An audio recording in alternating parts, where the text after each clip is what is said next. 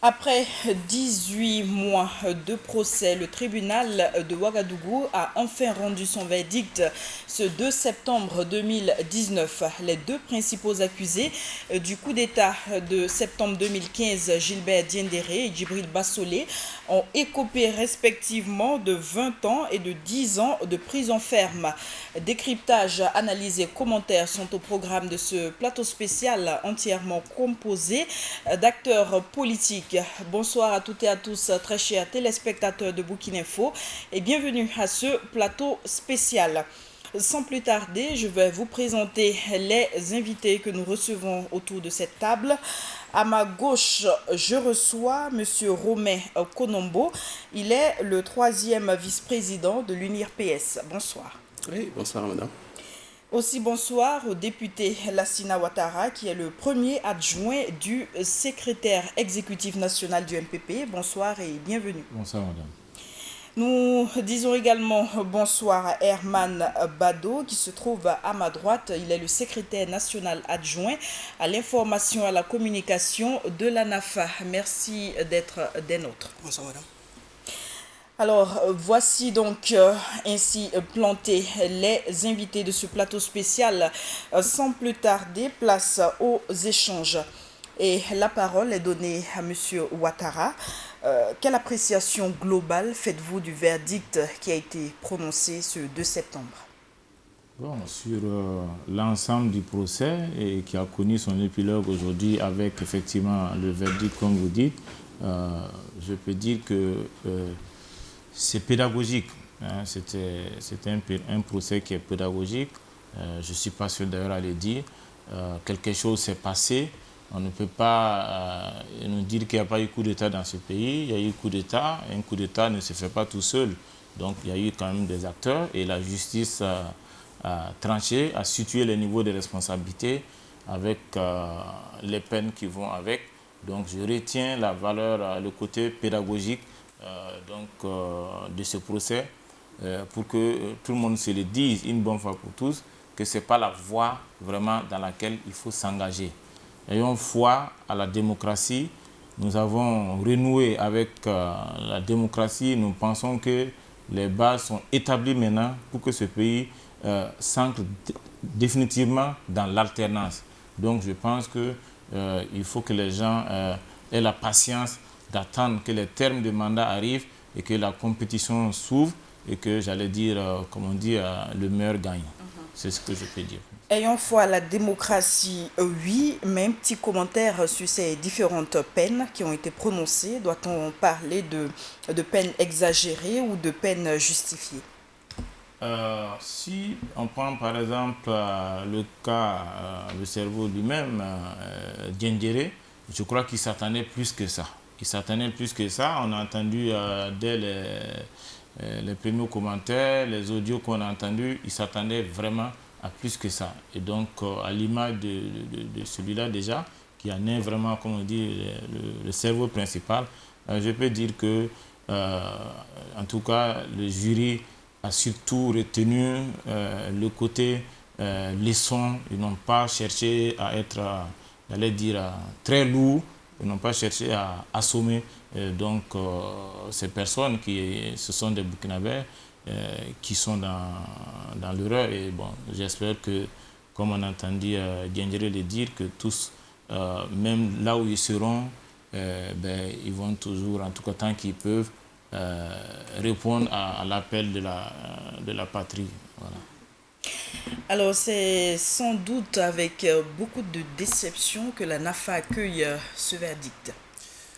Écoutez madame, vous savez, hein, en ce fameux jour de septembre 2019, c'est vrai que nous à la NAFA, nous avons nécessairement une pensée pour M. Bassolé et sa famille, n'est-ce pas, ses amis et ses proches, ses soutiens. Et bien entendu, nous avons aussi une pensée pour les familles des victimes donc, des événements de 16 septembre et jours suivants. Et véritablement, aujourd'hui, on se rend bien compte, ils ont trouvé finalement le moyen de maintenir un innocent en prison.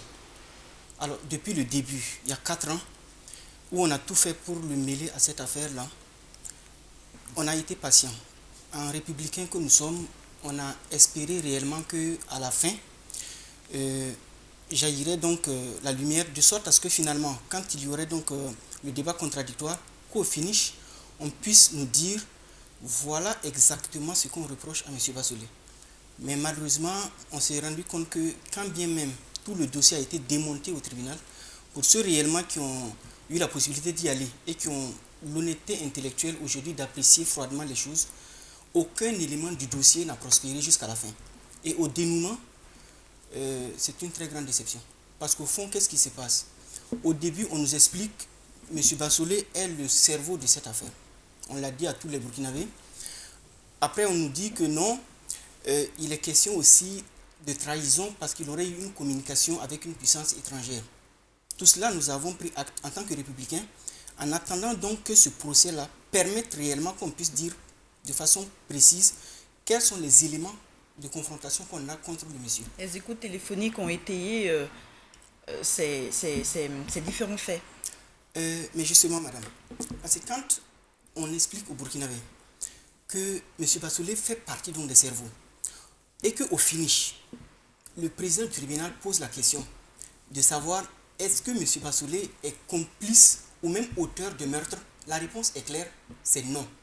En français facile, ça veut dire quoi? Ça veut dire simplement dire que, et c'est important pour les familles de victimes de comprendre, ça veut dire clairement, M. Bassolé n'a rien à voir dans ce qui est arrivé à vos éléments, aux membres donc de vos familles. Vous avez perdu des gens, c'est vrai. Le pays en a été énormément ému. C'est juste, légitimement, vous attendez à ce qu'on dise la vérité sur ce qui s'est passé. Et le président du tribunal, donc, on pose la question de savoir est-ce que M. Bassolé a quelque chose à voir là-dedans? La réponse est simple et claire. Non, il n'a rien à voir là-dedans. Deuxièmement, est-ce qu'il a quelque chose à voir en matière d'attentat à la sûreté de l'État? Là également, la réponse est sans embâche. Il n'a rien à voir dans le fait de s'organiser et d'aller séquestrer les autorités de la transition jusqu'à ce qu'il soit libéré le 23 septembre. Il n'a rien à voir là-dedans. Ensuite, on nous parle donc des écoutes téléphoniques, madame, vous en parlez incessamment. À ce niveau également, les choses, madame, sont très simples et claires. Depuis le début, on a dit aux Burkinabés, écoutez, le monsieur a eu une communication téléphonique avec une puissance étrangère. Qu'est-ce qui se passe? On nous dit, non, ce sont les services secrets burkinabés qui ont mis le monsieur sur écoute. Et donc, c'est vrai, il y a des secrets qui font qu'on ne peut pas dire comment ils ont procédé. Mais retenez que ce sont les services burkinabés qui l'ont mis sur écoute. Donc, acte. Qu'est-ce qui se passe? Le principal responsable de ce service-là, le chef d'état-major de la gendarmerie, vient à la barre sous serment. On lui demande, est-ce que vous avez mis M. Bassolé sur écoute? Écoutez, sa réponse est claire. On n'a jamais fait ça. On n'a jamais mis le monsieur sur écoute. Et ces écoutes, alors de quoi s'agit-il? On est venu me remettre ça sur une clé, d'aller remettre au juge d'instruction. Moi-même, je ne sais pas d'où ça vient. Mais écoutez, madame, dans un pays sérieux, M. Bassolé, ce jour précis même, là, devait être libéré et acquitté avant même la fin du procès. Dans les pays où réellement les choses fonctionnent normalement, mais malheureusement, nous reviendrons à vous, monsieur c'est Badou. dommage. Et aujourd'hui, la tristesse est grande. Konombo, nous voyons bien que l'ANAFA digère mal ce verdict. Écoutez, mais c'est tout à fait normal. Parce que, bon, on ne peut pas les empêcher d'avoir une lecture politique de la situation. Mais nous, à l'UNIR, nous sommes d'abord satisfaits que le procès ait lieu et que finalement, les conditions dans lesquelles les procès là se sont tenus, voilà, ce sont les meilleures conditions possibles parce que finalement, les accusés, tous, ont eu droit à des avocats. Ils se sont défendus. Et puis, en toute sérénité, le tribunal s'est prononcé.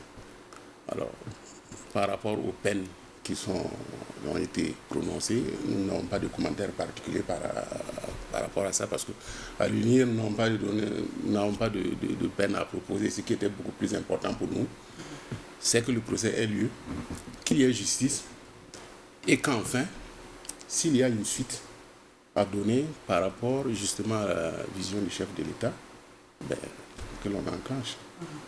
Mais on voit bien que des peines ont été revues à la baisse, notamment pour les deux principaux cerveaux de ce coup de force qui, pendant les réquisitions, c'était des prisons à vie qui avaient été requises. Mais ça veut dire simplement que le tribunal a, pour nous, donné les peines caissier. Le tribunal n'a pas forcément suivi le procureur dans ses réquisitions. Il a certainement donné des peines caissiers aux actes qui ont été posés. C'est comme ça qu'il faut l'avoir. C'est comme ça qu'il faut aussi l'interpréter. Alors de prison à vie, on passe à 10 ans de prison pour le général Bassolé. On peut dire que la peine a été revue à la baisse. Non, il n'y avait pas de prison à vie. Je pense aussi que c'est la confusion aussi qu'on a voulu comme ça entretenir dans l'esprit donc des Burkinabés les plus faibles. Parce que depuis ce jour-là où on a parlé de prison à vie, beaucoup ont tout de suite dit, voilà, M. Bassolé a été condamné à la prison à vie. Alors nous faisons pas des réquisitions du parquet. Non, je vous comprends très bien. Vous êtes de bonne foi, mais il faut que je rectifie un peu pour resituer les choses. Il n'y a jamais été donc de peine de prison à vie, encore moins de dégradation donc de grade, de général et tout ça. Donc il y a eu cette confusion-là qui a été entretenue à dessein. Et parce qu'en réalité, de quoi s'agit-il? Voilà, chacun a le droit donc de s'exprimer donc dans un tribunal, de dire ce qu'il souhaite. Maintenant, la seule chose qui s'est passée, c'est donc la peine qui a été prononcée aujourd'hui. Il n'y avait pas eu une condamnation donc ultérieure à celle-là. Donc, ce qui se passe, c'est quoi? Vous voyez, nous ne sommes pas les seuls en réalité à avoir ce sentiment-là d'un gâchis quelque part. Vous savez, quand des gens décèdent et qu'au fond, légitimement, ils s'attendent à ce que finalement la vérité soit dite, ok? Et qu'au finish, on se rend compte de toutes ces immixtions-là pendant toute la procédure. Et les gens ne se gênent même pas pour vous raconter comme quoi, en réalité, oui, c'est eux qui peuvent décider de qui on maintient en prison et de qui peut en sortir. Je pense qu'au fond, les parents méritent mieux quand même qu'on leur serve sur un plateau le maintien d'un innocent en prison. Nous, réellement, c'est ce sentiment-là qui nous anime. Parce que si, réellement, à la lumière des faits, au finish, il y avait eu de façon indiscutable des éléments dans le dossier qui permettent aujourd'hui de dire, écoutez, M. Bassolé, il est responsable de ceci ou de cela, des éléments réellement qui ont permis de le confondre. Mais je pense qu'il aurait été même le premier à saluer et à permettre donc aux familles donc de se retrouver. Mais le président même Jean-Baptiste vous l'a dit. Il a dit que lui-même, il avait un doute sur la capacité de ce procès-là à faire germer la vérité. Parce qu'il y avait trop de non-dits. Trop de non-dits. Et nous, on ira même plus loin. Parce qu'en réalité, tout a été mis en place pour sélectionner ceux-là réellement, en tout cas ce qui nous concerne, en étant sûr donc qu'on allait rester dans cette affaire-là. Parce que quand pendant 4 ans, on a vendu aux populations, écoutez, M. Bassolé est responsable de ceci, il est responsable de cela. Bon, bien entendu, à la fin, c'est peut-être aussi un peu gênant, voilà, de redire aux mêmes populations, écoutez, finalement, on a gardé le monsieur pendant 4 ans pour rien, il n'a rien fait. Et pourtant, c'était la réalité des faits. Alors, votre point de vue a été bien compris. Monsieur le député Lassina Ouattara, un procès équitable, juste et impartial, c'était le souhait de plusieurs acteurs de la classe politique. Est-ce qu'on peut dire que ce principe a été respecté? Je crois qu'on y est, en tout cas pour ce qui concerne ce procès. Comme je dis, il y a eu des faits. Je ne vais pas me substituer, j'allais dire, aux juges qui connaissent mieux leur boulot que moi. Ils se sont tablés donc, sur des éléments factuels, sur des éléments concordants. Et ils ont prononcé, comme on dit, selon eux, le verdict QCL. Et quand vous avez regardé, effectivement, par rapport aux réquisitions de départ, on peut dire quand même que les peines ont été atténuées. Il y a même eu des relax. On ne s'attendait même pas à ça. Donc, nous pensons en tout cas, vous savez, les décisions de justice, et je comprends donc, la position du frère Bado, et il est directement concerné. Donc, moi, je peux bien comprendre ça, mais je pense que le tribunal a vraiment cherché à situer les responsabilités. Ce pas des peines qui étaient, j'allais dire, pensées avant. Non, on n'est pas. Je ne pense pas quand même que on va pousser la cabale jusqu'à ce niveau. Vous ne croyez donc pas à la thèse du complot que clame l'ANAFA? Non, je ne suis pas de son point de vue. Parce que comme vous voyez, dans ce procès, il y a eu des civils comme des militaires qui ont été condamnés, des civils comme des militaires qui ont été relaxés. Donc je ne crois pas à ce qu'on dit, bon, on en veut particulièrement à quelqu'un pour je ne sais quelle raison. Non, je ne pense pas que c'est ça. Voilà. Alors revenons donc au déroulé même de ce procès. Est-ce qu'on peut dire réellement que la vérité a été dite du moment où Pour certains citoyens, on n'est pas parvenu à identifier les véritables auteurs, du moment où, dans ce procès, plusieurs accusés n'ont pas voulu assumer leurs actes. Oui, mais madame, il faudrait qu'on accepte une fois pour toutes que la justice au Burkina est libre. Elle est libre, elle travaille de façon indépendante. Et les décisions de justice doivent être acceptées par tous. Que l'on n'essaie pas de se substituer à la justice. Que l'on n'essaie pas de ramener la justice à nous, notre compréhension des choses. Parce qu'elle ne fonctionne pas comme ça. Elle fonctionne avec des principes, et avec des preuves, et elle prend des décisions en fonction des preuves qui sont établies. Et vouloir remettre des décisions de justice de la sorte, je ne pense pas que nous allons avancer ainsi. Il y a eu un procès pendant 18 mois. Vous avez des accusés qui ont bénéficié de leurs droits, qui se sont défendus. Et au finish, vous avez le tribunal qui a prononcé des sentences. Comme nous l'avons dit, il y a des relax, mais ceux qui sont coupables ont été condamnés. Voilà, c'est comme ça qu'il faut voir les choses. Voilà. Il ne faut pas toujours voir dans les décisions de justice les mains des... Non. Ça ne fonctionne pas comme ça. C'est-à-dire qu'il faudrait que nous-mêmes, acteurs politiques, nous commençons déjà, nous tous, à respecter les décisions de justice à travers les décisions qui sont rendues. Alors je reviens à vous, Herman Bado. À vous entendre, le droit n'a pas été dit de manière impartiale dans ce procès. Oui, mais j'aime bien ce qu'il vient de dire parce qu'en réalité, c'est justement ça que nous n'avons clamé depuis le début et qui finalement a peiné à se mettre en place. Parce que quand on dit oui, il faut respecter, n'est-ce pas, l'indépendance de la justice, il faut laisser les magistrats dire le droit. Mais c'est exactement ça. Et nous avons été les premiers à le dire. Pourquoi on avait dit ça à l'époque? Simplement parce que en face de nous, il y avait des gens qui n'hésitaient même pas. Quand un magistrat avait l'audace de vouloir même dire le droit, il n'hésitait pas à sortir et à le traiter de traître. Voilà de quoi est-ce qu'il est question en fait. Donc, on ne va pas venir aujourd'hui à la fin du procès et nous expliquer que en réalité, tout s'est passé de sorte à ce que finalement...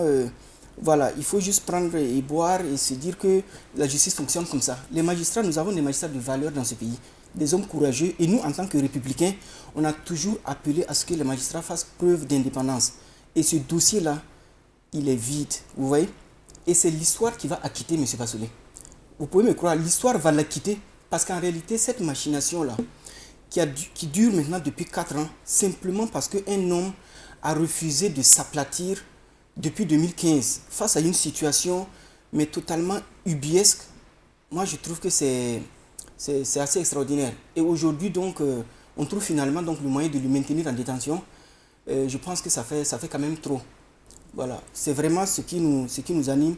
Et on aimerait simplement demander, vous voyez, quand on dirige un pays, en tant que, comment vous dire ça, en tant que garant de l'unité de la nation, on est amené à faire en sorte que les cœurs puissent s'apaiser, qu'on puisse trouver des raisons de continuer à vivre ensemble dans la paix. Et pour ça, il faut qu'on ose aller vers des normes beaucoup plus acceptables qui permettent aux Burkinabés réellement de vivre dans la paix, de pacifier le pays de façon générale. Mais pour l'instant... La justice ne peut-elle pas parvenir à ce climat apaisé et pacifié? Mais bien sûr, une justice, justement, vous savez, en tant que républicains, nous devons tous nous soumettre à la justice. Il faut que ce soit très clair. Dans ce que je suis en train de vous expliquer depuis le début, nous devons tous accepter donc d'aller vers la justice, mais c'est cette façon d'instrumentaliser la justice, quand bien même un dossier est mais de façon têtue, mais vide. On fait tout, on retourne, on regarde, mais on ne voit rien. Mais au finish, on se dit, ça ne peut pas le faire comme ça. Il faut quand même lui coller quelque chose. Je pense que c'est ça justement qui donne un mauvais message dans la population Parce qu'aujourd'hui, ce n'est pas moi qui le dis. La plupart des sondages vous le disent aujourd'hui, 60% des Burkinabés n'ont pas confiance en la justice en tant qu'institution impartiale. Ça, ce n'est pas la NAFA qui le dit. Donc, c'est ce message ambigu là, qui est envoyé dans la population qui fait qu'aujourd'hui, quand les gens sont dans leur village, ils voient qu'en haut lieu, on peut instrumentaliser comme ça nos institutions pour régler des comptes politiques. Au finish, qu'est-ce qu'ils font? Quand ils ont un problème, vous croyez qu'ils vont se précipiter à la justice pour le voir régler le problème? Non, madame, ils ne vont pas le faire. Le premier réflexe, c'est de traiter le problème dans le village là-bas, chacun à sa manière, et ça aboutit donc à des résultats que tout le monde a vu dernièrement. On peut égorger quelqu'un tranquillement et rentrer dormir. Je pense qu'il faut réellement qu'on trouve des raisons encore de pacifier ce pays-là. Et pour ça, je le répète, il faut qu'on aille vers des normes qui permettent à tout le monde de se retrouver. Alors, du côté du MPP, sommes-nous, pensez-vous, que ce procès est parvenu à répondre aux questions? Qui a fait quoi et pourquoi? Vous savez, dans un procès ou comme dans une enquête, comme vous l'avez dit au départ, il y a des chanceux, il y a des vénards comme ça qui passent entre les mailles du filet, comme on dit. Vous allez voir des gens, quand on dit par exemple que quelqu'un, au bénéfice du doute, on l'a relaxé, il y a non-lieu, le tribunal ne dit pas que la personne est innocente, mais en tout cas, elle n'a pas pu, selon ses normes, aboutir à pouvoir dire que telle personne est responsable de tel délit, de tel crime. Donc, c'est comme je dis, il y a des gens qui ont été condamnés, nous, vraiment, on est de cœur avec eux. Il y en a qui ont été relaxés, on est de cœur avec tout le monde, mais c'est comme je dis, ce que nous voulons, c'est que tout le monde, effectivement, on prenne la voie de la démocratie, de la République. C'est ça qui est vraiment important pour nous. Là. Le tribunal aurait donné des peines, j'allais dire, encore moins que ça, mais en tout cas, on ne pouvait pas nous dire à la fin de ce procès, pour quelque chose, il y a une couche qui a été là, on a tous vu les actes par voie de médias, des gens sont morts. Quand vous avez regardé, la plupart de ceux qui sont passés, personne n'a reconnu quelque chose.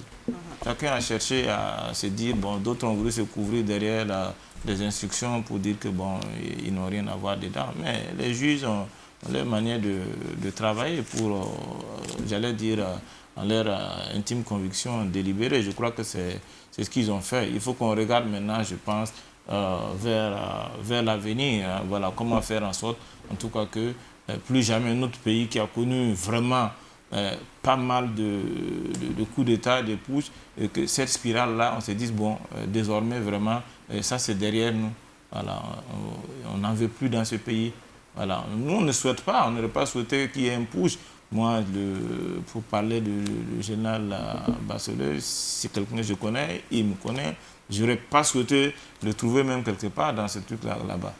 J'ai été à la Maca, 2 fois rendre visite à des gens là-bas. Je l'ai trouvé. La fois que j'ai eu l'occasion de le trouver là, c'est chaleureusement que on s'est salué. Un jour, je l'ai trouvé là, il avait porté un borsalino, je me rappelle. Donc, je voudrais souhaiter ne même pas le trouver quelque part dans ce truc-là. Donc, moi, je trouve que ce n'est pas ça qu'on veut. Alors, permettez à M. Ouattara de terminer. Je pense que justice a été rendue. Ils ne veulent pas de compassion, ils ne veulent pas. Ils s'en foutent de ça. Ils veulent savoir qui a tué leurs parents. Voilà, mais je pense que la justice a. Alors, M. Bado, permettez à M. Ouattara. Si vous allez demander du côté de ceux qui ont les enfants à Gouyen là-bas, mais s'ils étaient sur ce plateau ici, ils allaient dire autre chose. Moi, je comprends vraiment votre position et je ne veux pas en rajouter à votre peine. Donc, voilà.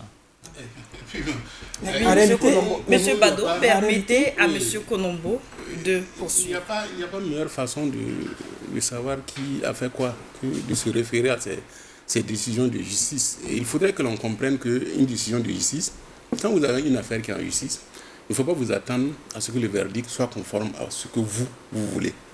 Il faut, de façon libre, de façon indépendante, de façon froide, apprendre à accepter les décisions de justice. C'est comme ça qu'on respecte l'institution de justice. Autrement, vous allez au procès avec des idéalités. Vous pensez que normalement le tribunal est obligé de vous suivre dans votre logique. Mais finalement, vous aurez de quoi être déçu. bien sûr, si on ne vous a pas suivi, voilà. Quand vous êtes devant un tribunal, vous avez l'occasion de vous défendre, mais il faut vous défendre correctement. Vous défendez correctement et puis bon, voilà. Il y a une chose que le camarade a dit qu'il faut vraiment noter. Nous avons eu affaire à des officiers qui ont posé des actes. Moi, je retiens, en tout cas au Lili, nous retenons qu'aucun d'eux n'a, devant le tribunal, accepté d'assumer ses actes. Et c'est ça qui est dommage. C'est ça qui est dommage. Et je ne sais pas comment ils peuvent aujourd'hui être des exemples pour la troupe. Donc, c'est des décisions acceptées. Les juges ont rendu un verdict en fonction des éléments qu'ils disposent. Voilà. Et nous l'acceptons ainsi. Alors, des militants de la NAFA, je reviens à vous, Herman Bado, ont émis le vœu que Djibril Bassolé, malgré le fait qu'il était sous poursuite judiciaire, soit candidat de la NAFA en 2020. Alors on voit bien que ce verdict vient mettre fin à cet élan. Madame, je pense qu'il ne faut pas trop sauter parce qu'on n'est pas à ce niveau d'abord. Parce que tout de suite là, il a dit qu'à la barre, on n'a pas assumé, voilà, en ce qui nous concerne. Parce que moi, je suis là pour le compte de la NAFA. Vous savez, pour assumer un acte, il faut déjà qu'il y ait l'acte. On ne peut pas assumer le vide là. Je vous ai expliqué tout de suite que dans le dossier là, ils ont mis tous les éléments bout à bout et un à un, tous les éléments ont sauté. À aucun moment, ils n'ont trouvé des explications tendant même à confondre. Vous savez, à un moment donné, même quand les gens se mélangent les pinceaux, l'humilité même aurait commandé que on se dise, bon, là quand même ça fait trop. Mais non, on insiste, on persiste et au finish, on a un dossier qui est totalement à terre. Mais quand bien même c'est le cas, on en vient donc à prononcer une peine et voilà.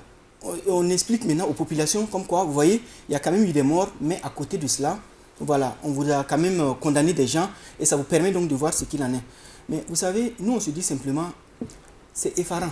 Quand vous vous rendez compte, et ça fait de la peine, quand un pays comme le Burkina Faso, un pays dont on peut être sûr de la qualité de ses hommes, moi je dirais même un peuple d'élite, parce que quand même on a prouvé dans cette sous-région-là de quoi le Burkina Faso pouvait être capable. Mais un pays qui malheureusement depuis un certain temps est humilié d'une manière dont on ne peut même plus parler et qui aujourd'hui continue à donner cette image-là, mais c'est dommage et c'est déplorable. Moi ce que je me dis simplement, il faut qu'on trouve le moyen de redevenir un pays crédible. Et ce qui vient de se passer ce matin-là, je pense qu'on n'en prend pas fermement le chemin. C'est vraiment le sentiment qui se dégage comme ça. Vous savez, quand je parle du fait que en face de nous, ceux en tout cas qui nous en veulent, ont trouvé le moyen de le maintenir en prison, c'est simplement pour dire la chose suivante.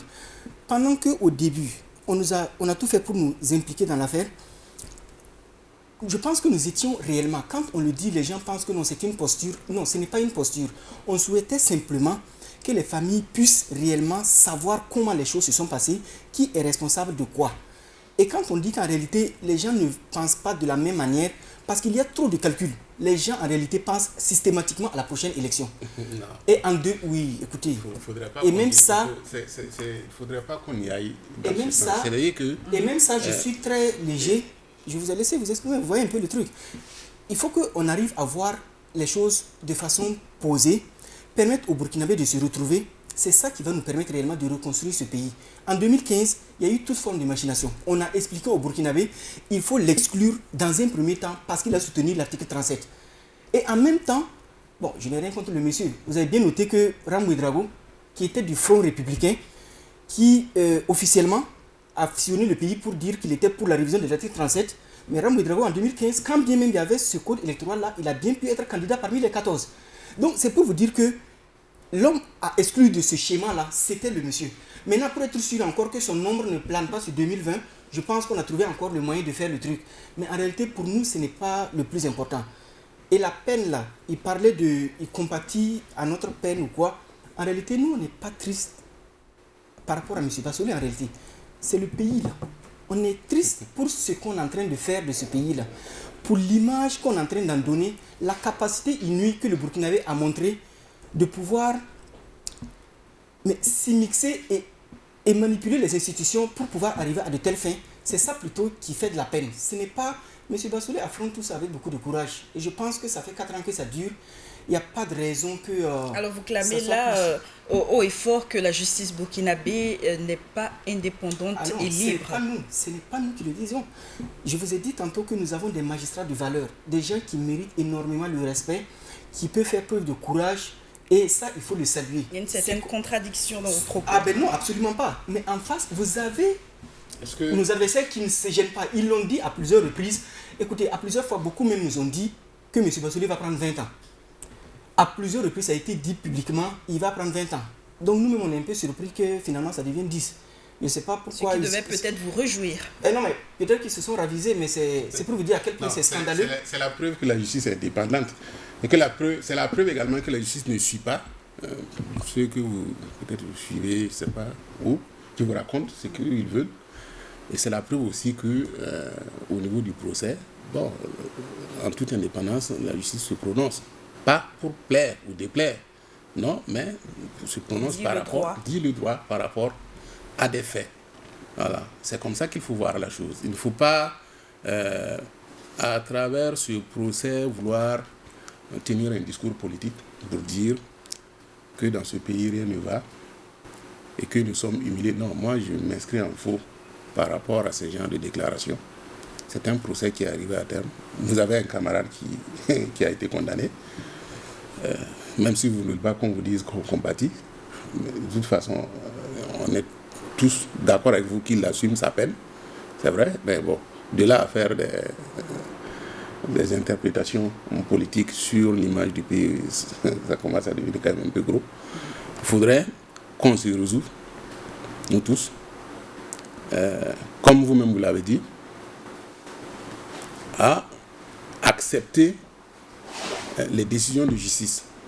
C'est ça qui peut nous faire grandir comme vous voulez. Voilà, c'est à ce niveau-là que nous pouvons, nous, politiques, donner l'exemple. Voilà.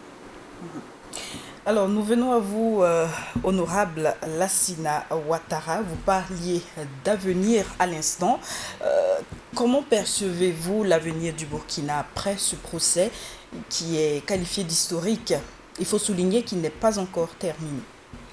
C'est vrai, il n'est pas terminé. Ça n'en demeure pas moins un procès historique. Je vous ai dit tantôt, on a connu tellement de coups d'État dans ce pays, avec chaque coup d'État avec son lot de morts, de décès. Il y en a qui n'ont même pas eu la chance du tout même d'avoir, tel qu'on a vu, 18 mois de procès, de recherche de la vérité. À la petite semaine, on les a envoyés vraiment à l'au-delà. Donc je pense que, comme je disais tantôt, c'est surtout que désormais, même les militaires, et on a entendu, et certains ont compris que ce n'est pas toutes les instructions futiles d'un chef qu'il faut suivre aveuglement. Il y a, dans tout ce qu'on fait, c'est quand même régi par la loi. Je crois que ce procès a été assez éducatif pour eux. On a entendu les témoins de certains qui disent qu'ils ne vont plus jamais les répéter. Voilà. Pour eux, ils étaient vraiment légitimes. Quand le chef dit de faire, ils font, c'est les instructions. Et donc, ils ne sont responsables de rien. Mais là, vraiment, le procès les a amenés à se remettre en cause. Je pense que c'est surtout cette valeur de se remettre en cause qui est vraiment important. Et c'est ça la catharsis, c'est ça qui permet de se dire que tout le monde va se le dire une bonne fois que il faut définitivement bannir donc, les violences, les coups d'État dans ce pays. Donc je pense que c'est bon pour la démocratie. On est dans un système, comme on a dit maintenant, on est en tout cas sûr que qui que ce soit, on ne va plus permettre à quelqu'un d'aller au-delà du terme de son mandat dans ce pays. Donc l'alternance étant vraiment garantie, c'est cette culture démocratique que nous souhaitons léguer en tout cas à nos jeunes frères, à nos enfants, de mettre le Burkina définitivement sur la voie de la démocratie. on peut se mettre à discuter sur les projets de société. Il y en a qui penseront que oui, c'est les puits qui sont prioritaires, l'autre dit non, c'est l'éducation. C'est ça en réalité qu'on doit discuter. On ne doit pas être tout le temps en train de chercher à manipuler la loi à son profit. Donc moi je pense que depuis quand même l'insurrection, je pense que contrairement à ce que le frère Barreau dit, les gens respectent quand même les Burkinabés. Le sursaut qu'on a eu pour changer l'ordre des choses, je pense que beaucoup de nations, en tout cas, nous envient pour ça. On est en train de réécrire petit à petit notre bonhomme de chemin. Et je pense que tout début, ce n'est pas facile. Hein. Avant ça, je vous ai dit, hein, on était dans des coups d'État à répétition, on était dans un système assez verrouillé. Et je pense que désormais, ce verrou-là a sauté. Et donc, je crois, j'ai foi en ce que le Burkina est définitivement sur la bonne voie, sur la bonne trajectoire. Alors, Herman Bado, nous allons évoluer dans les échanges. L'ANAFA sans Djibril Bassolé, est-ce que vous inscrivez dans cette dynamique vu donc le procès, le verdict qui est tombé? Non, écoutez, on n'en est pas là et ce n'est même pas à l'agenda. Ce qu'il faut juste retenir, hein, je vous l'ai dit, quand il explique là tout de suite que en réalité, voilà, les juges ont travaillé, ils ont rendu des décisions et c'est en respectant donc qu'on peut pacifier. Mais écoutez, comment vous expliquez alors que depuis 2 ans, la même justice là l'a remis en liberté provisoirement pour aller se soigner? Alors comment vous expliquez que voilà, un militant du MPP prenne un décret pour faire de M. Bassolé son prisonnier personnel et ça ne vous fait pas frémir, il n'y a absolument rien qui se passe et depuis 2 ans que ça dure. Et le monsieur est en train de fondre, et je ne sais pas, seulement pour vous, sauf si vous avez voilà, une lecture assez particulière de ce qu'on appelle décision de justice, mais ce sont des juges qui ont rendu ce genre de décisions-là. Si aujourd'hui nous sommes tous réellement républicains, et on souhaiterait réellement qu'on ait une bonne compréhension, une compréhension saine de ce que devrait être l'institution judiciaire, je pense qu'il faut commencer tous ensemble, tout ce qu'on est là, à nous soumettre à ce genre de choses-là. Parce que quels sont les arguments qu'on nous avançait à l'époque? Non, si on libère M. Bassolé, il y aura une émeute. Les gens vont se mobiliser, ils vont dire qu'ils ne sont pas d'accord. Mais écoutez, le jour qu'on a libéré M. Bassolé, là, et on a proclamé la libération provisoire de M. Bassolé, ben je ne sais pas, madame, je ne sais pas si vous étiez sur place, vous êtes journaliste, vous pouvez le dire hein, honnêtement, mais ils étaient 8 là. Les manifestants qui étaient au tribunal pour dire qu'ils n'étaient pas d'accord, ils étaient 8 individus qui étaient sur place. Donc je pense que c'est ce genre de choses-là qu'on a chanté dans l'oreille des Burkinabés qui a permis aux gens comme ça de s'asseoir dans des bureaux, de prendre des décrets pour enfermer des citoyens, contrairement à ce que les juges avaient dit. Et ils ne se gênent pas à sortir, taper leur poitrine pour dire que ce n'est pas le juge, c'est eux qui ont décidé de l'enfermer parce que. Donc vous comprenez qu'en réalité, quand nous essayons d'expliquer les choses, ce n'est pas parce que, voilà, c'est une affaire qui nous touche particulièrement, ça peut être vrai. Mais en réalité, on se dit qu'il a tantôt parlé de léguer quelque chose à nos enfants. Moi, je n'aimerais pas léguer à mes filles des histoires comme ça. Voilà, on aimerait mieux avoir quelque chose qui fonctionne, des magistrats, qu'on laisse faire leur travail et quand une décision est rendue, qu'on puisse réellement trouver, en tout cas, les moyens d'être satisfait dans la mesure où la forme a tenu le fond et que tout le monde réellement de façon visible a été confondu par rapport à tel et tel fait et donc les décisions qui sont rendues sont plutôt logiques. Mais là, je pense que ça détonne. Voilà, on ne voit pas de cohérence par rapport donc au dossier qui a été donc examiné au tribunal militaire. Moi, j'ai eu la chance donc d'y être et je vous avoue que c'est incompréhensible ce qui s'est passé aujourd'hui. On aurait quand même imaginé un moment qu'on aurait saisi cette occasion-là, enfin, de dire aux Burkinabés, écoutez, c'est vrai, ça allait trop loin avec le monsieur, mais malheureusement, bon, on n'a pas eu ce résultat-là. Et je trouve que c'est bien dommage. Alors, il faut dire que les juges du tribunal militaire ne sont pas de votre avis, vu donc le verdict qui a été prononcé. Alors, on poursuit ce plateau spécial avec un autre grand point, la question de réconciliation. À l'issue de ce procès, peut-on espérer aller à une réconciliation? Je pense bien que oui. La réconciliation, si vous avez bien suivi, fait partie de l'agenda du président du Faso dans le cadre du dialogue politique. Quand toute la classe politique s'est retrouvée, on a parlé de réconciliation. Maintenant, c'est le format. qui cause problème. Alors, on a dit vérité, justice et réconciliation. Donc, si nous nous inscrivons dans cette logique, il y a eu la vérité dans ce procès, il y a eu la justice qui s'est prononcée, donc on peut penser qu'on peut aller à la réconciliation. Mais avant d'arriver à cette réconciliation, il faut noter que les accusés doivent d'abord finir tout le processus, puisqu'ils pouvaient faire des réclamations et autres. Et c'est à l'issue de ces réclamations-là, à l'issue du jugement final, que le président du FASO peut prendre sur lui l'initiative d'une grâce présidentielle et permettre, si c'est vraiment nécessaire, à ce qu'on aille à la réconciliation pour ce cas précis. Et je pense que même pour les autres cas, pour les autres dossiers qui sont en justice, ça va certainement être dans le même principe, la vérité, la justice et la réconciliation. Il faudrait que nous acceptons tous qu'on ne peut pas aller à une réconciliation des cœurs sans passer nécessairement par la vérité et la justice, parce qu'elle est très importante. Elle est très importante. Comme je vous l'ai dit dès le début de l'émission, pour nous, les peines à l'unir, non. On ne se préoccupe pas des peines.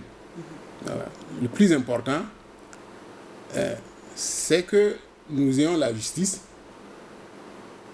et que s'il y a nécessité, que nous ayons à la réconciliation des cœurs. Il n'y a pas de problème à ce niveau. Voilà. Alors, le tritype vérité, justice, réconciliation, il y a eu procès dans l'affaire du coup d'État manqué. Parties civiles et accusés se sont prononcés. On peut dire en quelque sorte que la vérité a jailli, d'autant plus qu'un verdict a été prononcé. Nous sommes, peut-on considérer qu'on est dans le dernier principe, celui de la réconciliation? Je pense que oui. La réconciliation, la cohésion nationale, c'est un impératif pour nous.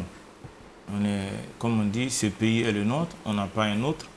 Vous voyez la situation sécuritaire dans laquelle le pays baigne. La menace, elle plane sur la tête de tout un chacun. Les terroristes qui nous endeuillent, quand ils rencontrent les gens, ils ne demandent pas leur carte politique ou leur carte de syndicat. Voilà, ils font feu sur tout ce qu'ils trouvent là. Et nous sommes plus que préoccupés, je pense, par cette situation. Je crois que c'est ça qui va être quelque chose, c'est malheureux, mais qui va obliger les gens à aller directement. Parce que depuis qu'on en parle, c'est un peu théorique, on parle de réconciliation, comme il a dit, on n'en définit pas le format. Je pense qu'il faut, c'est-à-dire que toute considération mise à part, il faut poser les problèmes sur la table. Il faut poser tout sur la table. Et puis bon, on va regarder qu'est-ce qu'il faut faire, voilà, pour que définitivement, on ne soit pas dans une situation où aujourd'hui, quand nos militaires sont attaqués sur le front quelque part, on a l'impression qu'il y a des Burkinabés qui s'en délectent. Bon, ça quand même, c'est assez profond. Donc, il ne faut pas que le jeu partisan nous divise autant de briser notre pays. Et parce que, et selon vous, voilà. Quels doivent être les principes de cette réconciliation, les bases de la réconciliation? Bon, comme on dit, les choses étant en tout cas clarifiées pour ce qui concerne le push, les responsabilités étant situées, donc on peut, comme il le disait tantôt, se mettre maintenant. Donc il y a encore, comme on dit, les gens peut-être ils feront appel, j'en sais rien, mais bon, il y a encore l'ultime, comme on dit, grâce présidentielle qui fait partie de notre ordonnancement légal. Donc c'est des choses qui sont possibles. On n'envoie pas quelqu'un, j'allais au geôle pour seulement le faire mal, mais c'est comme de dire, ça a une valeur de correction. Et quand quelqu'un se corrige, est exemplaire, je pense que même pour les détenus de droit commun, Et en tout cas, il y a des remises de peine et tout ça. Si tant que c'est le sacrifice par lequel il faut passer pour que ces pays, on puisse au moins, on va toujours être de choses, hein, d'opinions différentes et tout ça, mais il faut que sur l'essentiel, ce qui concerne vraiment la patrie, on puisse vraiment aller dans la même direction. Et je pense que si vraiment c'est le prix à payer, je crois que c'est pas cher payé. Voilà. Herman Bado, je vous pose la même question. Peut-on espérer une réconciliation à l'issue de ce procès? Alors, je ne sais pas quel lien on peut faire avec le procès immédiatement comme ça, mais le principe même de la réconciliation, je pense qu'on a été les premiers, dans le cas donc de la CODER, à prêcher donc cette parole donc de réconciliation au Burkina Faso, quand personne même ne voulait en entendre parler. Donc je pense qu'on est réellement habité par cette volonté-là, en tout cas, de voir les Burkinabés donc se réconcilier. Mais pour ça, vous savez, il faut que les bases, là, on arrive donc à jeter des bases qui permettent donc de sortir d'un certain nombre de sous-entendus. Par exemple, tout de suite là, en parlant, vous n'avez pas hésité à dire que quand il y a des attaques, il y aurait des Burkinabés qui s'en délectent. Je pense que c'est gravissime. Vous ne pouvez pas continuer au niveau du MPP à sous-entendre ces choses-là plus longtemps. Vous êtes au pays ou bien vous êtes à l'extérieur? Oui, vous êtes ici? Écoutez, je vais finir. J'ai eu envie de vous stopper quand vous disiez ça parce que je trouvais que c'était insupportable, mais je ne l'ai pas fait. Pourquoi? Parce qu'en réalité, c'est vous qui, au début, quand les premières attaques ont eu lieu, c'est vous qui avez commencé à indexer des Burkinabés comme étant derrière ces choses-là. Visiblement, vous avez arrêté avec ça. Maintenant, vous avez une autre stratégie maintenant pour nous expliquer aujourd'hui qu'il y a des Burkinabés qui se délecteraient des attaques terroristes. Je pense que c'est très grave et il faut peut-être arriver à mettre ces genres de propos de côté si on veut réellement arriver sur une base où on parle sincèrement de réconciliation pour apaiser les cœurs des Burkinabés. Parce qu'en réalité, ce qu'il nous faut là, c'est arriver à montrer à chaque Burkinabé qu'en réalité, ce pays-là, c'est la chose, c'est le truc sur lequel on peut avoir des divergences de tous ordres. Mais au finish, on ne va pas être chinois après. Voilà, on est tous là et on doit faire en sorte réellement de préserver tous ces acquis-là. C'est pourquoi on avait dit depuis le début que l'ensemble des forces vives, je pense que c'est le chef de file même de l'opposition qui avait porté cette parole-là de l'opposition à l'époque, l'ensemble des forces vives devait être conviées pour faire en sorte donc de se retrouver et à partir de là, forcément ce qui sortirait serait tellement légitime que ça ne pourrait que s'imposer à l'ensemble des Burkinabés et je pense que les citoyens lambda comprendraient la démarche. Bon, c'est vrai que là, il y a une démarche qui a été initiée qui est relativement différente. On attendra de voir ce que ça donne. Mais par rapport donc au lien rapide comme ça il faut faire avec le procès, je pense qu'il faut attendre peut-être de vider tout ce qu'il y a comme contentieux autour du procès. Si maintenant il y a un lien à faire avec la réconciliation, je pense que c'est comme le disent les anglophones, time will tell us. Souhaitez-vous réagir? Allez-y. Parce que bon, la première pique sur les MPP, j'ai laissé passer. Comme on est en train de parler de réconciliation, moi je regarde vers ça. Tout à l'heure, il m'oblige à revenir là-dessus. Il a parlé de décret qu'on aurait pris pour enfermer quelqu'un. Je ne sais pas s'il a ce décret, s'il peut nous montrer ça ici. Tout à l'heure encore, il dit que voilà, c'est le MPP. Mais ça, je lui ai demandé s'il est dans ce pays. Vous suivez ici, dans la toile, puisque tout dans ce pays-là, tout se déverse sur la toile maintenant. Vous suivez bien des gens qui sont devenus pratiquement comme les reporters, j'allais dire, des attaques djihadistes. C'est-à-dire que quand nous accusons le coup, et bien, il y a des gens qui sont là aujourd'hui, qui sont sur la toile, qui partagent ça comme ils veulent et vous sentez, mais quand même, il faut une fois quand même regarder les choses de face. Hein. Il faut regarder les choses de face. Ça, c'est quelque chose qui est connu, ça est là, tout le monde, c'est de façon notoire. Il ne faut pas fermer les yeux sur ces réalités. Et c'est ça, je dis, si vous fermez les yeux sur ces réalités, sur une plaie comme ça, et vous fermez, vous ne soignez pas la plaie, c'est grave. On constate, n'est-ce pas aujourd'hui que même dans les attaques, il y a des Burkinabés. Il y a des Burkinabés qui sont dedans, qui sont aujourd'hui, qui ont retourné les armes contre notre pays. Si vous voulez ignorer ça, qu'il y a des gens qui sont là-bas, qui sont des Burkinabés qui nous attaquent, qu'il y en a qui s'en délectent sur la toile et qu'on suit tous les jours, vous dites que non, ce n'est pas vrai. Mais il faut une fois, au moins pour une fois, accepter quand quelque chose est factuel, que c'est quelque chose qui est là. Mais ça doit nous interpeller. Écoutez. Je vais terminer. Comme je ne vous ai pas arrêté, donc je fais l'effort de ne pas vous arrêter. Donc, comprenez une bonne fois, ça doit nous interpeller. On le constate, mais ce n'est pas pour autant, comme on dit, je ne dis pas que c'est des gens, il faut bannir, mais il faut chercher à voir vraiment qu'est-ce qu'ils ont vraiment sur le cœur pour vraiment se réjouir de ces trucs-là. Comment faire pour vraiment les ramener à la raison, au patriotisme. C'est pas plus que ça. Alors, madame, je ne peux pas laisser dire ça comme ça. Il faut que je... Alors, très rapidement. Oui, parce que, écoutez, vous faites beaucoup d'amalgame sur ce sujet-là. Non, excusez-moi. C'est vous l'amalgame. Non, écoutez, moi, je ne sais pas qui attaque le Burkina. Si vous avez des noms, c'est très bien. Je pense qu'il faut vous adresser pour qu'on puisse en finir, parce qu'on veut sortir. Voilà, en sortant d'ici, on espère rentrer, qu'il n'y a pas de problème, des trucs comme ça.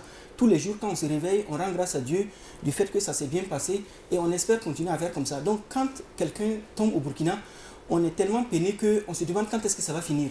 Donc, si vous avez des noms et tout ça, je pense qu'il n'y a aucun problème. Ce que je veux dire par là, c'est quoi? Vous avez tantôt voulu indexer en disant qu'en réalité, il faut aller à la réconciliation parce que vous connaîtriez des Burkinabés qui se délecteraient quand il y a une attaque. Ici, mais ça, c'est pas un Chinois. Quand on dit qu'il y a un Sargo qui a tiré ici, il y a un truc.